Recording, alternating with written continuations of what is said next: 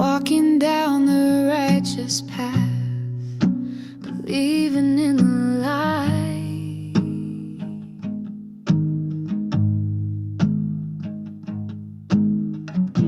But every door just slammed back in our face.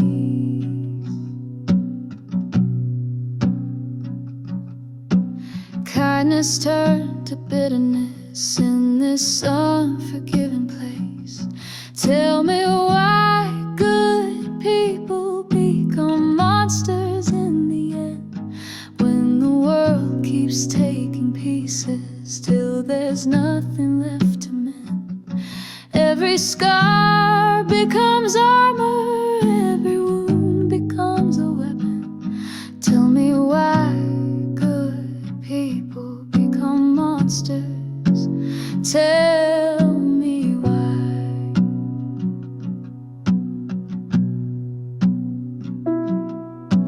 Used to see the best in everyone, gave second chances free.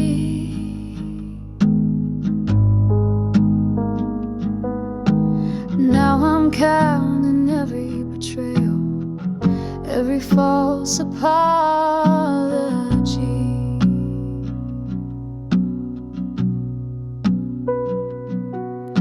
The mirror shows a stranger's eyes, cold as winter rain.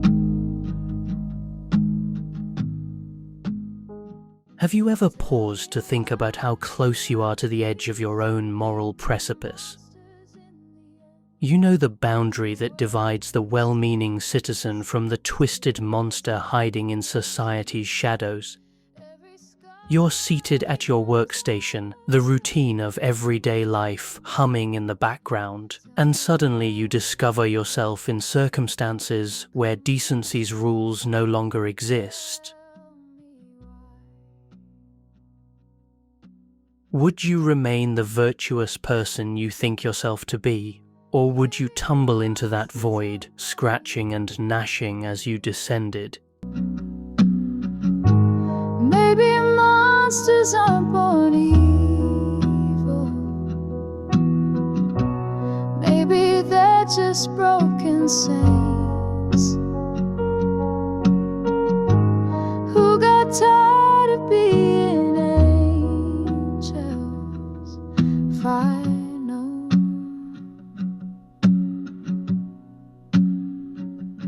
This is why good people become monsters in the end. Every scar becomes our armor, every wound becomes our weapon. Tell me why.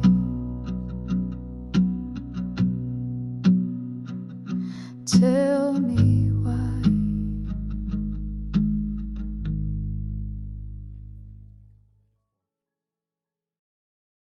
The Lucifer Effect by Philip Zimbardo doesn't simply ask why decent people become wicked. It strikes you in the face with the response. It could be you. Yes, you.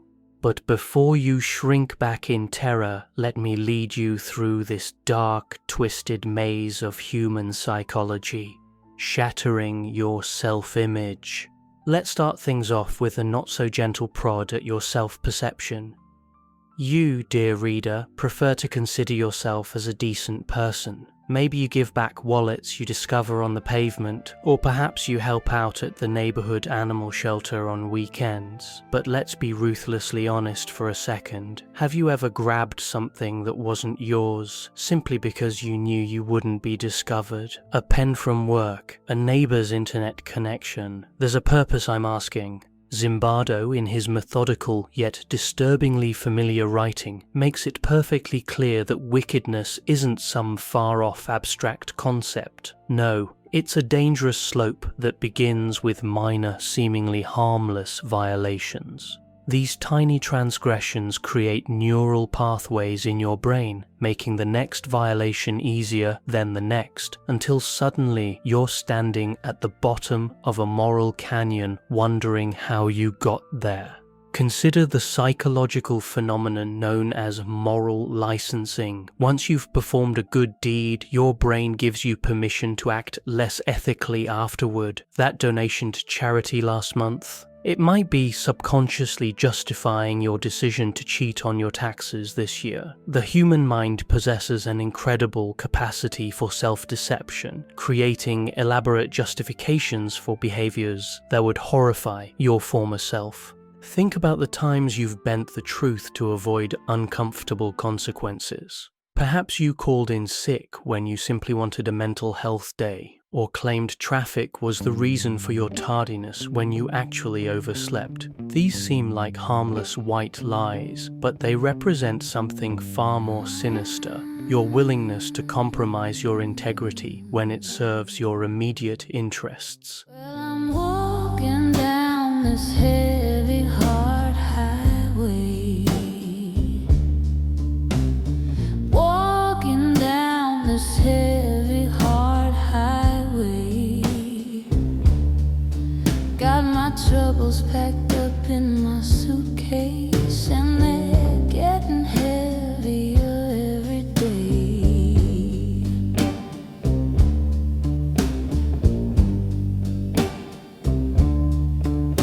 The rain keeps falling on my weary shoulders. Rain keeps falling on my weary shoulders. Every drop reminds me what I've lost, and my heart just keeps getting colder.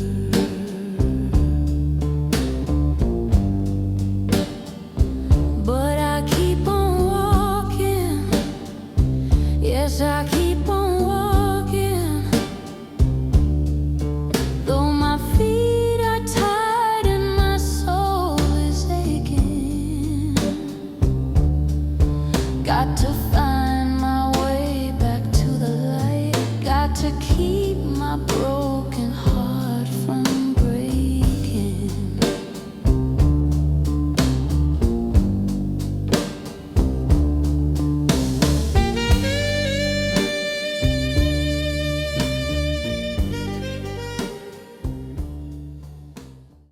The case of Ivan Chip Frederick.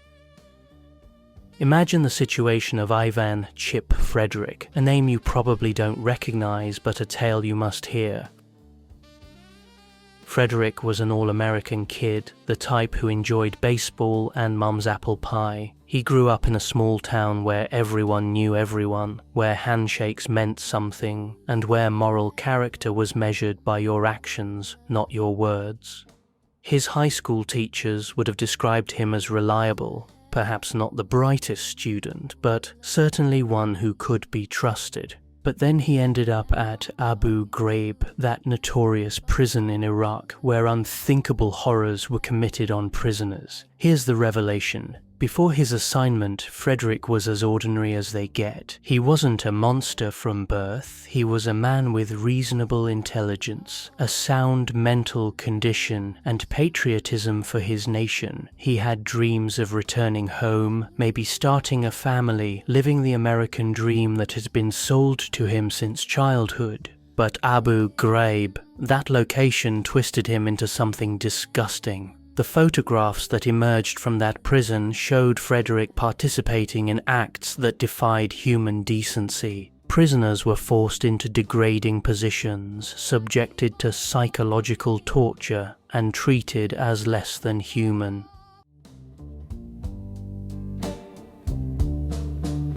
These blues are older than the morning sunrise. These blues are older than the morning sunrise. Frederick, this ordinary man from small-town America, became one of the faces of institutional evil. What's particularly chilling about Frederick's transformation is how gradual it was. It didn't happen overnight.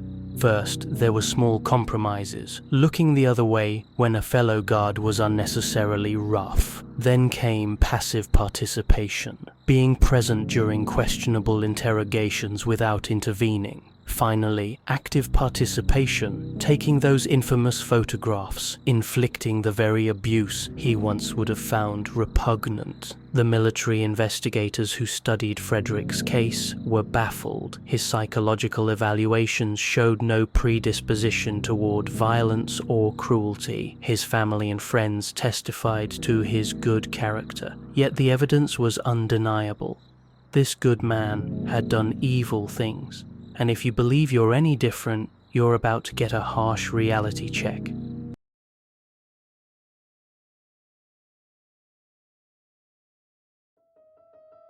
The fluidity of character. The reality is the boundary between virtue and wickedness is much more permeable than you'd prefer to think. You might still be holding on to the reassuring notion that you're naturally good, that your character is set like the stars in the night sky. But let me destroy that fantasy. The concept that your personality is unchangeable, that who you are stays the same across all circumstances, is complete nonsense. Zimbardo presents us to the situational perspective, a viewpoint that's both freeing and frightening. Who you are isn't carved in stone, it's carved in sand, constantly changing with your environment's currents. This isn't to say you have no control over your actions, quite the opposite. It means you have more responsibility than you might be comfortable accepting. Consider the concept of cognitive dissonance. The mental discomfort you experience when your actions contradict your beliefs. When faced with this discomfort, you have two choices: change your behavior to align with your beliefs, or change your beliefs to justify your behavior. Disturbingly, research shows that people more often choose the latter option. It's easier to adjust your moral compass than to admit you've acted immorally. Think about it. How do you behave around your buddies compared to how you act in front of a child? Are you the identical person in both situations? Obviously not. Your language changes, your topics of conversation shift, even your posture and facial expressions adapt to your audience. This adaptability, while often necessary for social functioning, also demonstrates how malleable your personality truly is. Now let's take this further. Imagine you're in a corporate environment where cutting corners is not just accepted, but expected, where meeting quarterly targets matters more than long-term sustainability, where everyone around you is bending rules and justifying it as business necessity. How long would your moral principles hold out against the relentless pressure to conform? Blowing through my soul, Windy City blues, making me feel whole. From the loop to the south side, where the good times roll. Trains are rumbling down the L track so fine. Trains are rumbling down the L track so fine. Got my harmonica wailing, feeling mighty divine. A Windy City blues blowing through my soul. The Milgram revelation. Imagine you're taking part in the Milgram study, an legendary yet deeply troubling investigation in human conduct. You're a teacher given the task of giving increasingly painful electric shocks to a student for every error they make. The shocks begin off light, a mere tingle, but before you realize it, they've increased to a deadly 450 volts. The student is crying, begging you to quit, but you continue. Why? Because a man in a lab coat instructed you to. In this scenario, a shocking 65% of subjects, ordinary people just like you, gave the maximum voltage. They weren't sadists. They were just regular folks influenced by the circumstance and the authoritative presence standing over them. These participants experienced visible distress. They sweated, they trembled, they pleaded with the experimenter to stop, yet they continued administering what they believed were potentially lethal shocks. The brilliance of Milgram's design lay in its incremental nature. Participants didn't start by delivering 450 volts. They began with a harmless 15-volt shock. Each subsequent error resulted in an increase of just 15 volts. By the time they reached dangerous levels, they had already committed to the process. To stop would mean admitting that all their previous actions were wrong.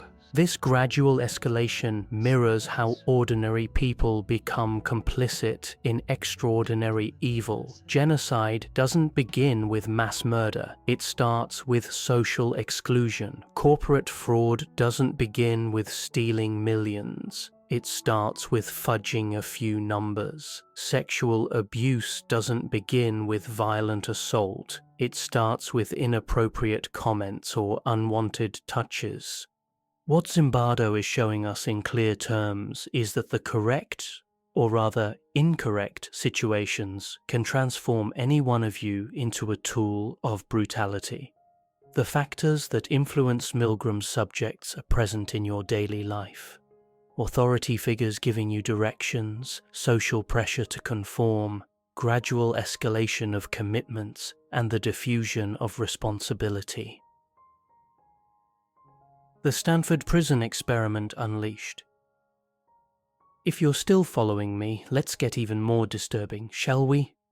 Zimbardo didn't just discuss the theory, he practiced it. Or more precisely, he conducted one of the most controversial psychological studies in history, the Stanford prison study. Imagine this: 24 college students, all of them well-behaved, middle-class, and mentally stable, are thrown into a fake prison setting. These weren't hardened criminals or individuals with violent tendencies. They were psychology students, many of whom had participated in anti-war protests and civil rights demonstrations. They were the kind of young people you'd want your daughter to date or your son to befriend. Half are randomly given the role of guards, the other half become inmates. The guards are provided uniforms, clubs, and reflective sunglasses, the type that conceal their eyes and, by extension, their humanity.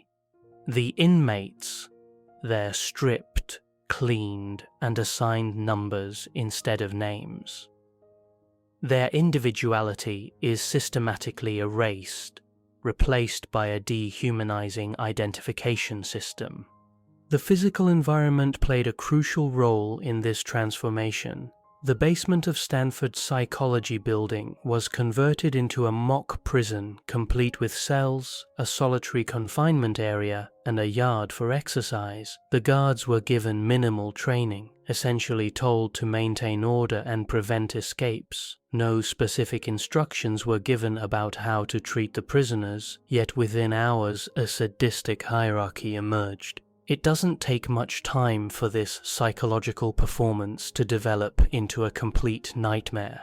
The guards, these supposedly normal, decent men, begin to enjoy their authority. They make prisoners urinate in containers, strip them bare, and confine them in dark closets as discipline. One guard even got the nickname John Wayne for his especially harsh techniques. But the transformation wasn't limited to the guards. The prisoners, initially defiant and rebellious, gradually internalized their roles. They began to think of themselves as prisoners rather than college students participating in an experiment. Some experienced emotional breakdowns so severe they had to be removed from the study. Others became so submissive they would inform on fellow prisoners to curry favor with the guards. And all of this occurred within just 6 days. 6 days, people. That's all it required for Zimbardo to stop the study. The lesson: under the correct conditions, your ethics can fall apart faster than a sandcastle in a storm. The anatomy of evil.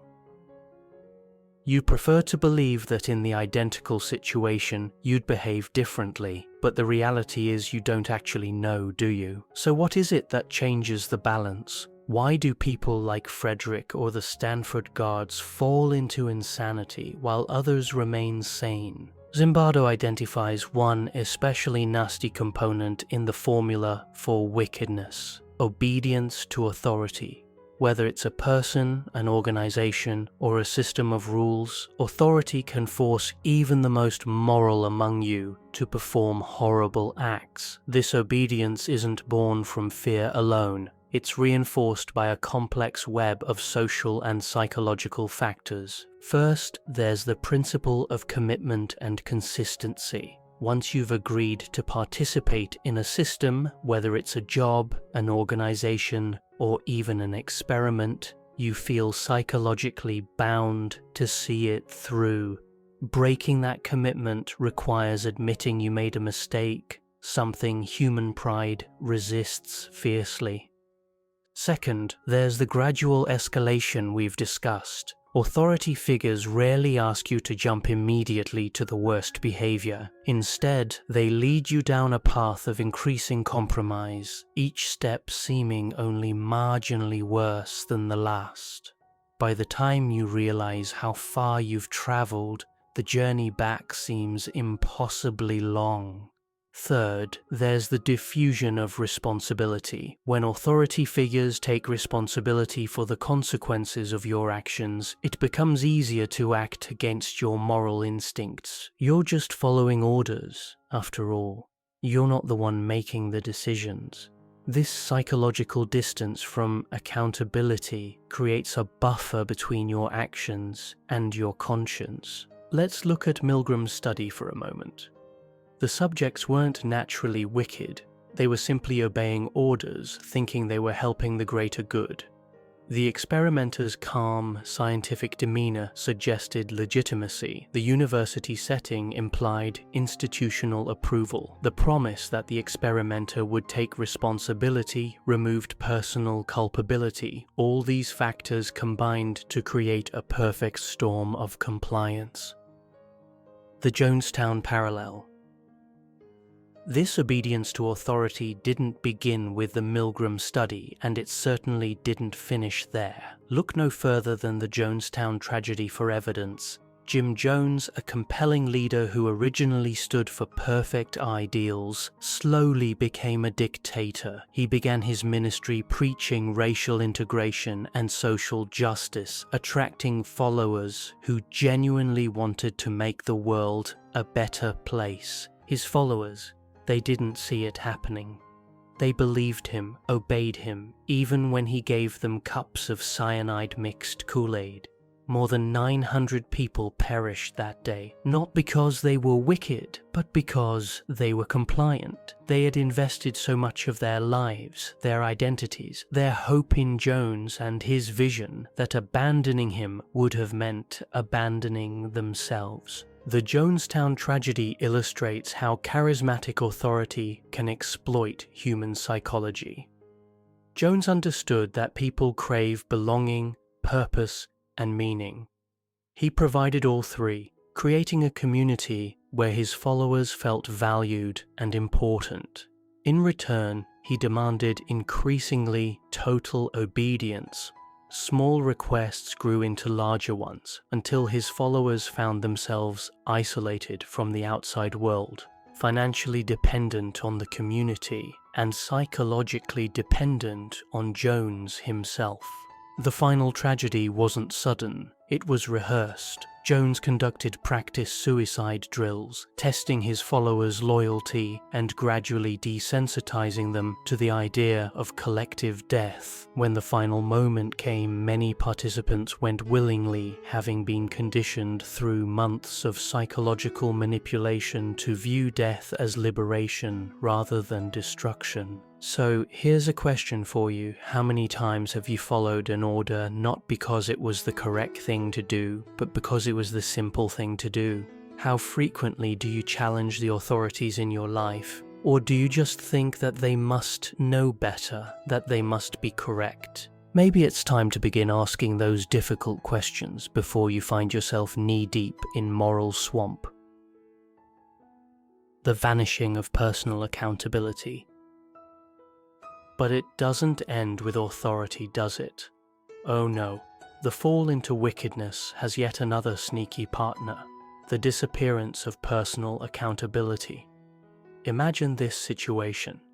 You're taking part in the Milgram study, your hand hovering over that switch, turning up the voltage as the student in the next room cries in pain. But hey, you've got nothing to be concerned about, right? The man in the lab coat said he'd accept full accountability, so it's not really your fault if things go wrong.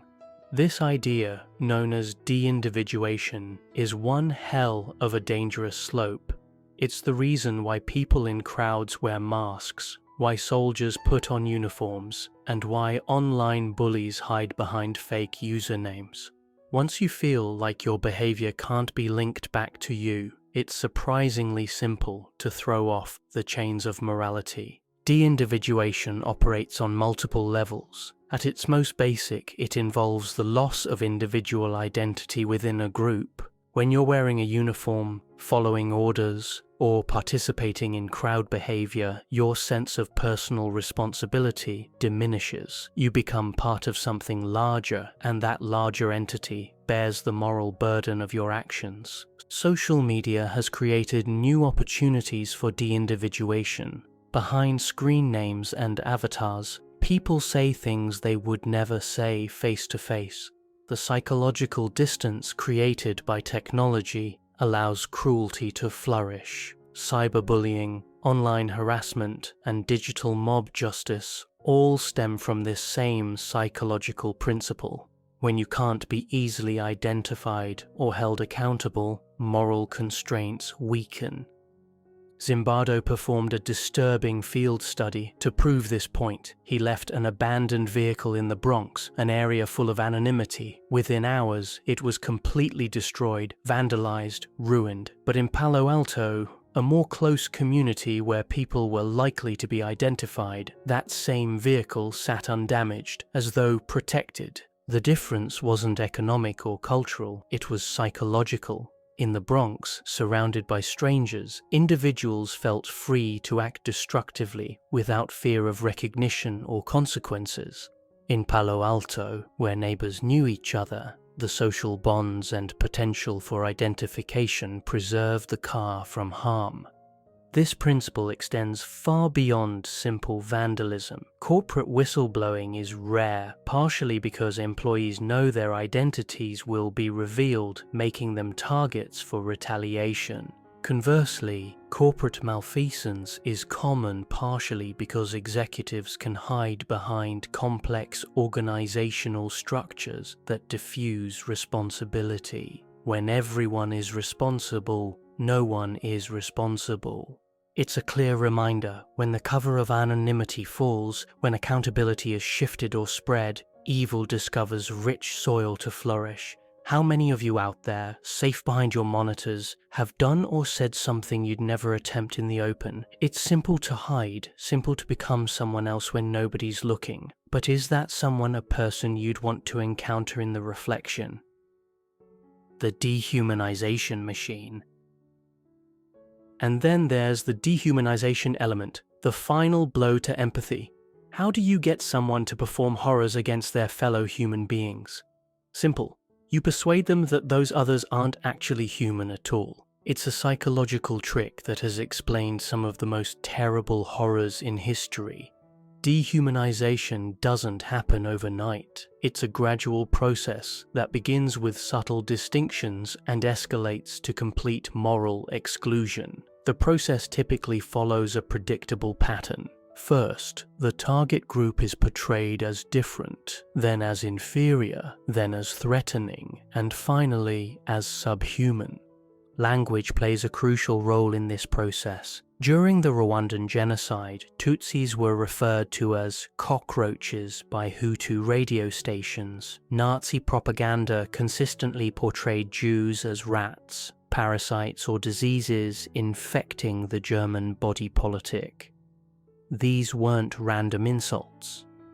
They were carefully chosen metaphors designed to trigger disgust and remove moral inhibitions against violence. Zimbardo points out the disturbing findings of a study by Albert Bandura at Stanford. Students were told to oversee and discipline another group based on their choices. The trick: the disciplinarians were made to listen to a conversation where the other group was described in dehumanizing language called beasts and barbarians.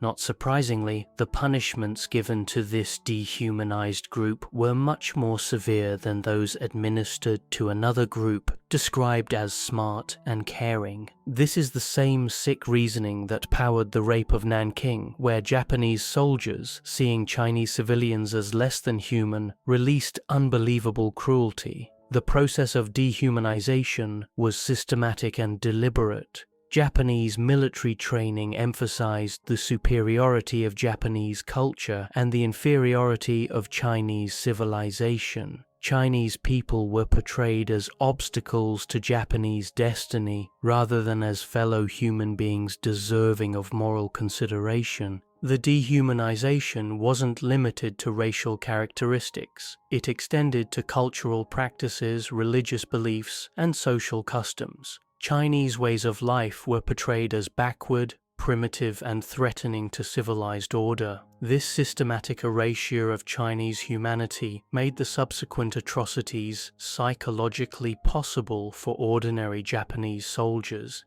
You'd prefer to think that this type of dehumanization exists in a far past, or lives only in the hearts of those other people, the wicked ones. But take a closer examination at your world today. How frequently do you hear people called beasts, scum, parasites? How simple does it become, once those labels are used, to ignore suffering, to excuse cruelty? The contemporary dehumanization. The digital age has created new venues for dehumanization. Social media algorithms create echo chambers where opposing viewpoints are not just disagreed with, but demonized. Political opponents aren't just wrong, they're evil, stupid, or dangerous. This polarization makes compromise impossible and violence more likely.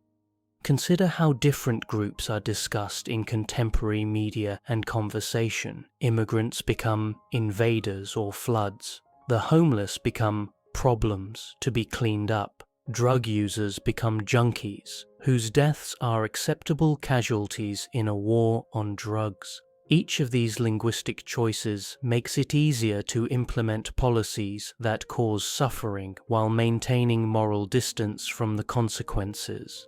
The process is so subtle that even well-meaning people participate without realizing it. You might genuinely believe you're not prejudiced while unconsciously using language that dehumanizes others. You might support policies that you would never support if you truly saw their targets as fully human.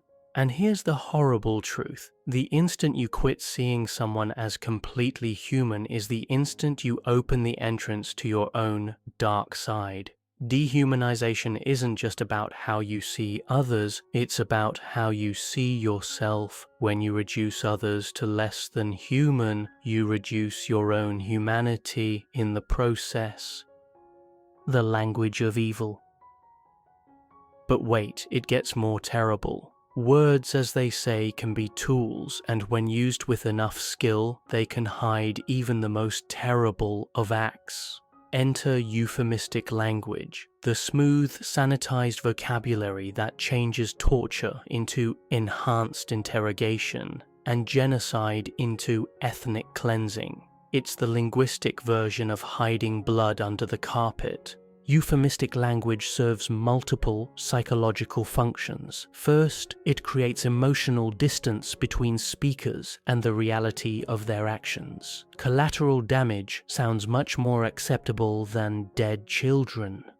Ethnic cleansing seems more clinical than mass murder. This distance allows people to participate in evil while maintaining their self-image as good people. Second, euphemistic language creates the illusion of legitimacy. Technical sounding terms suggest scientific precision and official approval. When government officials speak of extraordinary rendition rather than kidnapping, they invoke the authority of bureaucratic process. The complex language suggests complex justifications that ordinary people aren't qualified to question.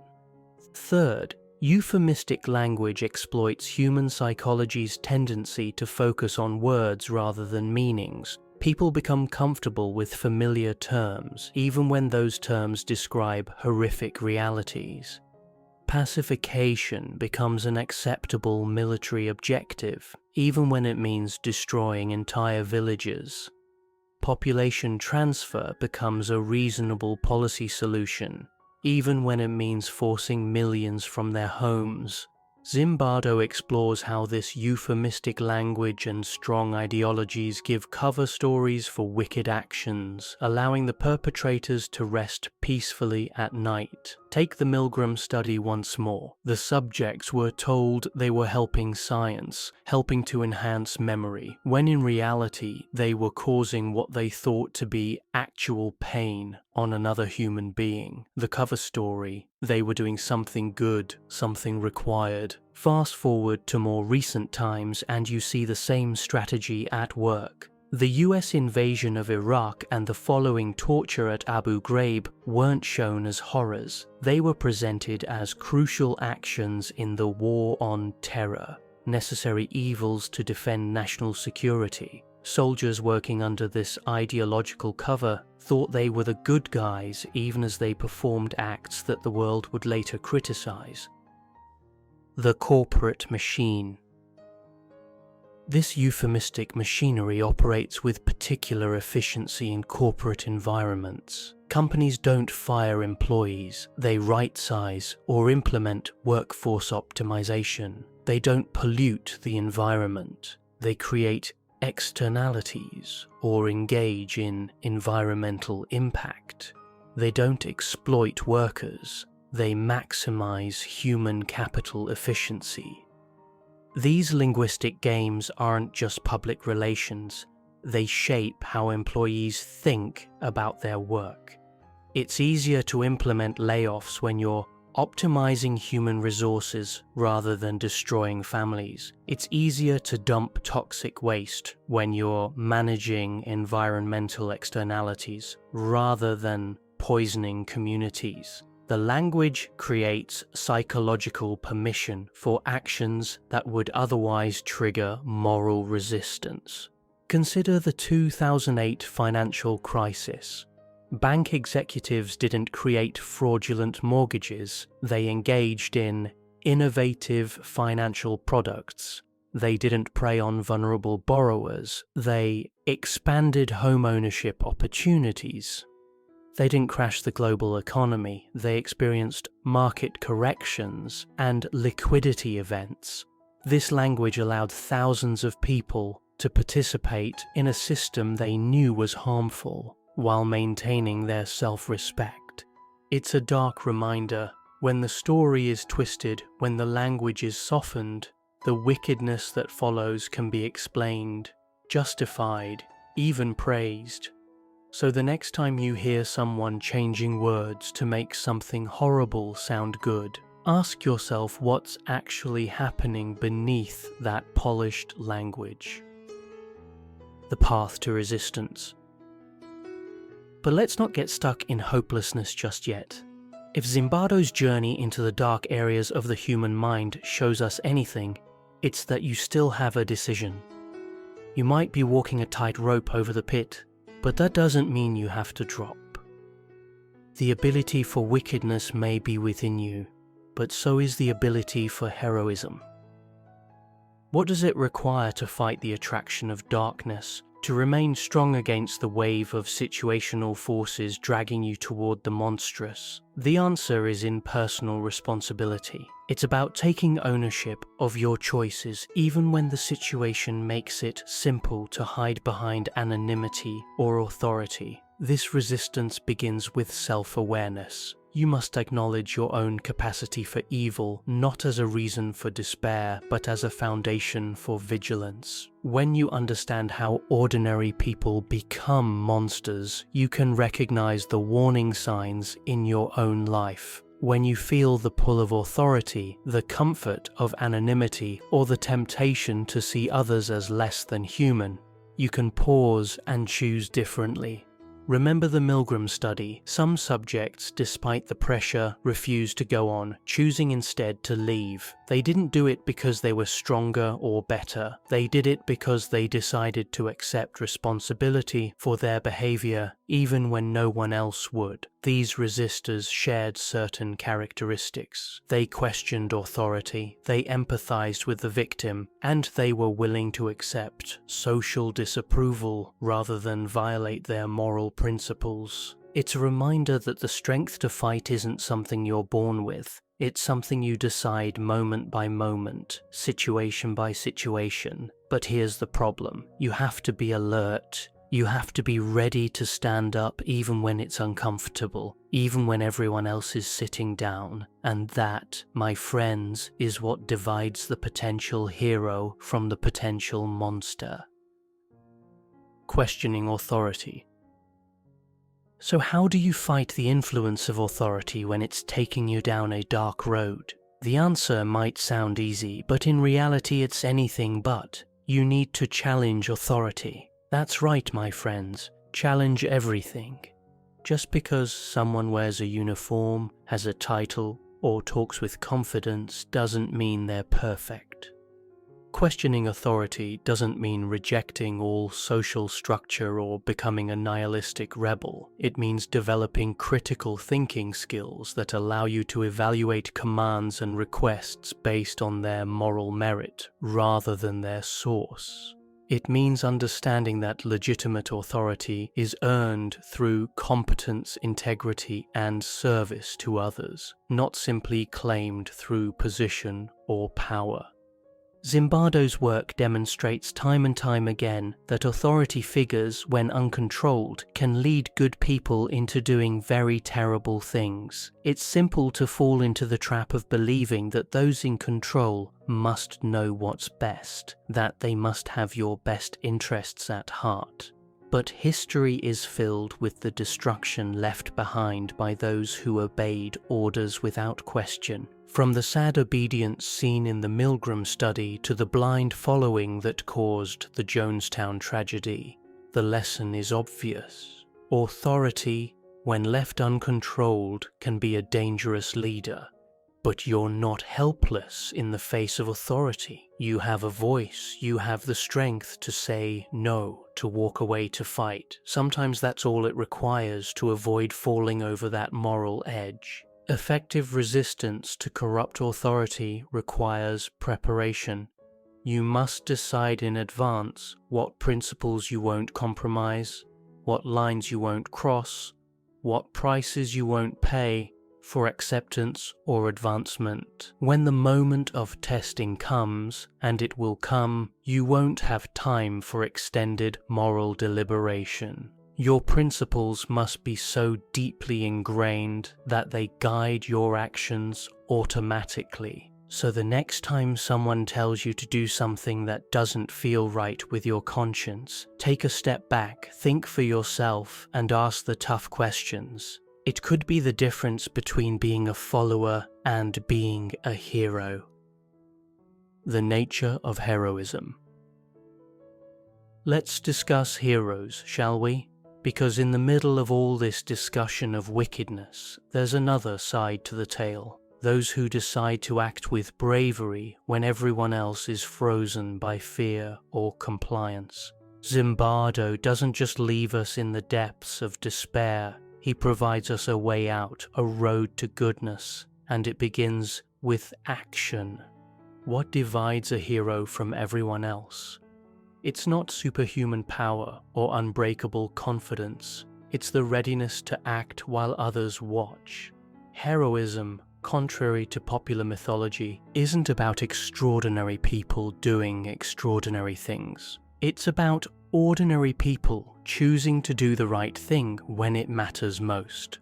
Take the tale of Wesley Autry, the subway hero of New York. When a man having a seizure fell onto the subway tracks, Autry didn't pause. He didn't wait for someone else to take charge. He jumped down, pushed the man into the space between the rails, and protected him as the train roared overhead. While others looked in horror, frozen in position, Autry put his own life at risk to rescue a stranger. This is the core of heroism. Not grand actions on a battlefield, but simple, decisive actions in the ordinary. It's about putting others before yourself, about choosing to do the right thing, even when it's scary. Autry didn't have time to weigh the risks or consider the consequences. He saw someone in danger and acted instinctively to help. But heroism isn't always dramatic. Sometimes it's the quiet courage of the whistleblower who reports corporate malfeasance, knowing they'll face retaliation. Sometimes it's the teacher who stands up to bullying, even when administrators prefer to look the other way. Sometimes it's the friend who refuses to laugh at a racist joke, even when everyone else thinks it's funny. Zimbardo's message is obvious. Heroism is not out of reach for ordinary people. It's a decision, and it's one you can make every day. The capacity for heroism lies dormant in most people, waiting for the right moment to emerge. The question isn't whether you have the potential to be a hero. It's whether you'll recognize the moment when heroism is called for and choose to act. The duality within. This brings us to the uncomfortable reality that Zimbardo drives home. You, me, all of us. We hold within us the seeds of both good and wickedness.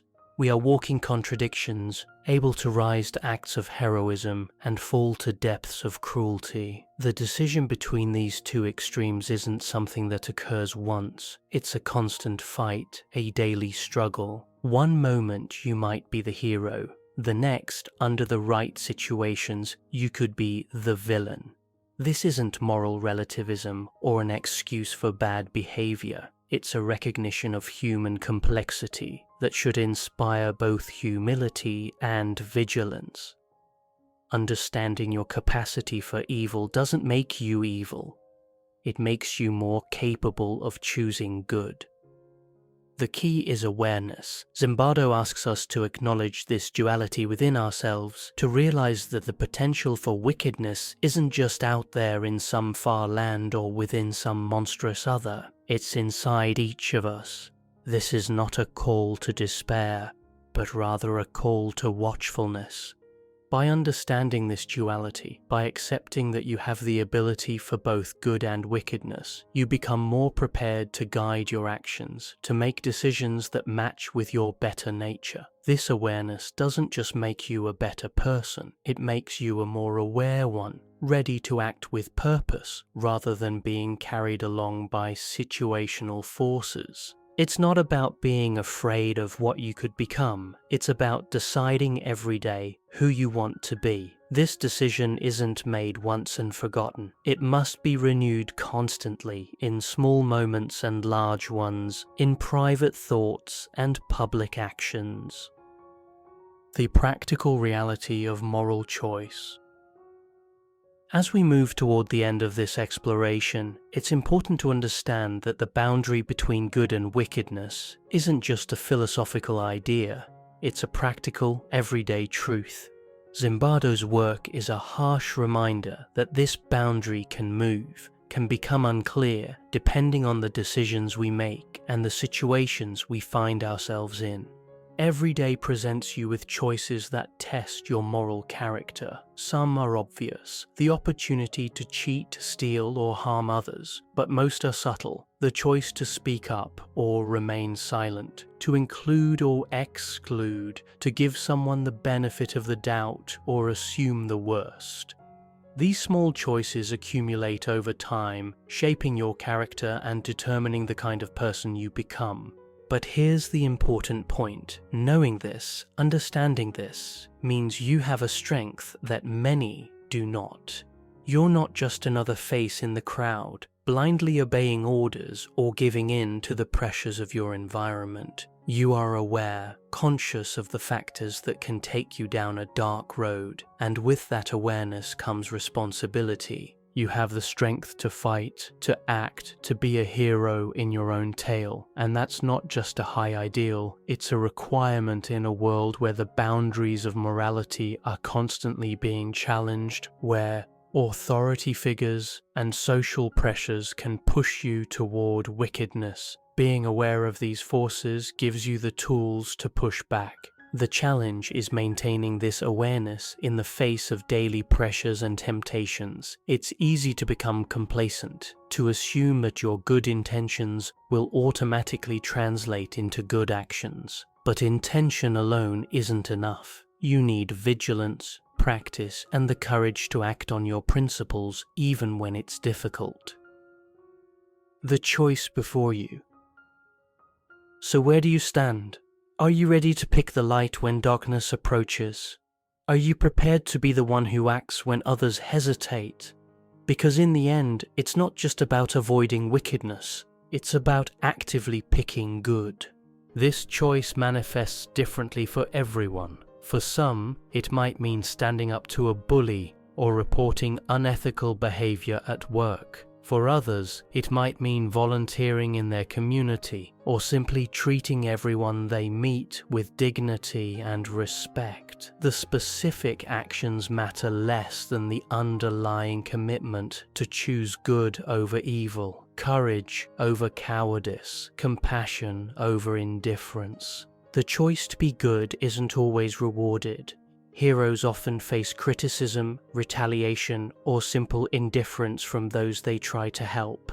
Whistleblowers lose their jobs, Good Samaritans get sued, reformers face resistance from those who benefit from the status quo.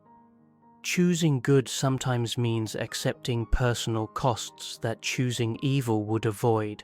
But the alternative, remaining silent in the face of evil, participating in systems of oppression, or simply looking the other way when others suffer, exacts its own cost. It costs you your integrity, your self-respect, and ultimately your humanity.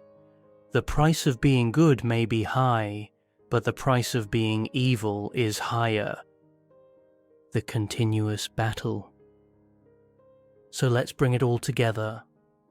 Zimbardo's The Lucifer Effect isn't just a book about the dark side of human nature. It's a call to action. It's a challenge to each of you to face the potential for wickedness within yourselves and to make the conscious decision to do good.